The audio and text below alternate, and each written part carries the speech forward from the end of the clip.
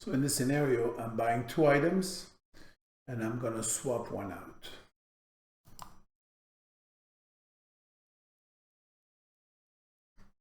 So again, if I go to the Swift count child,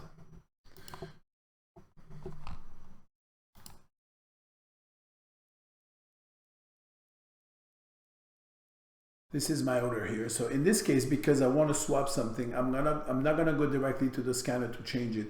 I have to do the swap from the Swift count child portal. So like we used to do before. So I'm gonna go to view. I'm gonna see the 2 items that I want. If I want to change it, I need to edit items.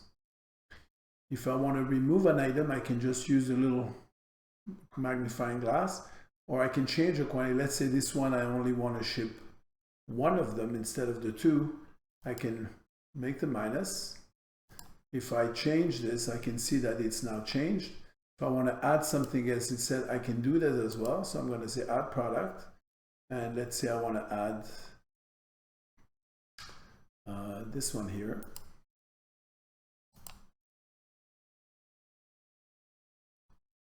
So I've got 1 of 3 items instead of 2 of one and 1 of the other. Again, there is different scenario, but that's the idea. It's just basically a different order.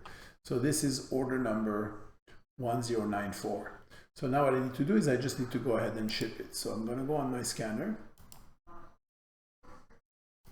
Again, I would scan it, but there it is here.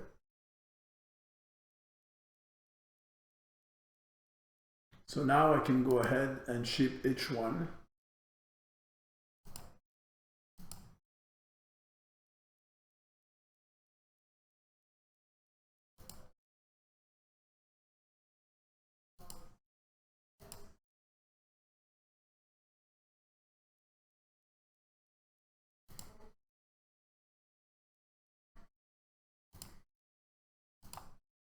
So again, because it's shipped complete, I don't have to close it. I can just click on process, advanced option, update integration, and say confirm.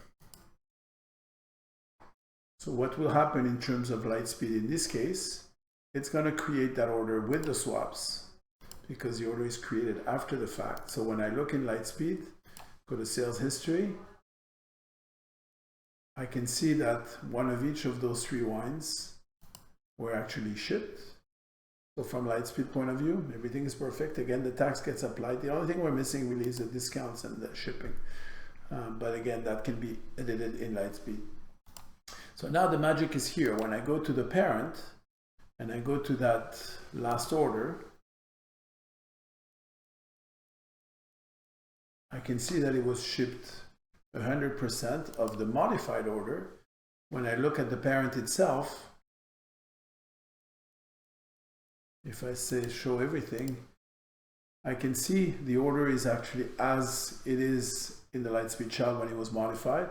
When I click on process sale,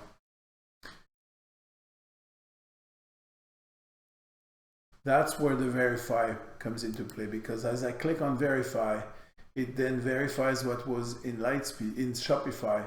Tells me this one you had 1 and you wanted 1, that's okay.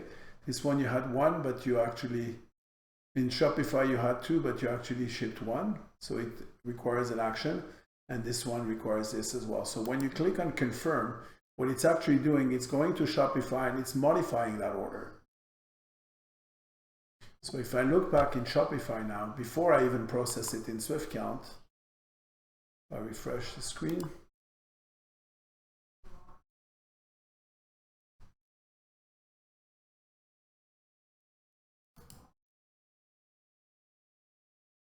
The order has been modified in Shopify. So it shows you 1 has been removed and the 1 has, and then you have the 111. So this is exactly what we want, because it actually, whatever we did in SwiftCount gets reflected here. And then when you process it,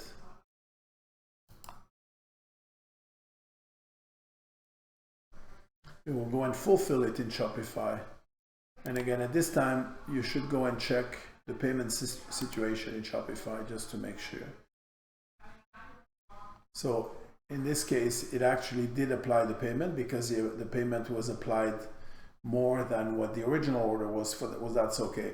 There is another scenario where if the paid by customer was less, so in other words, if we would have shipped for more, there would have had to be an amount to be requested by the customer here. Great, thank you. Small one.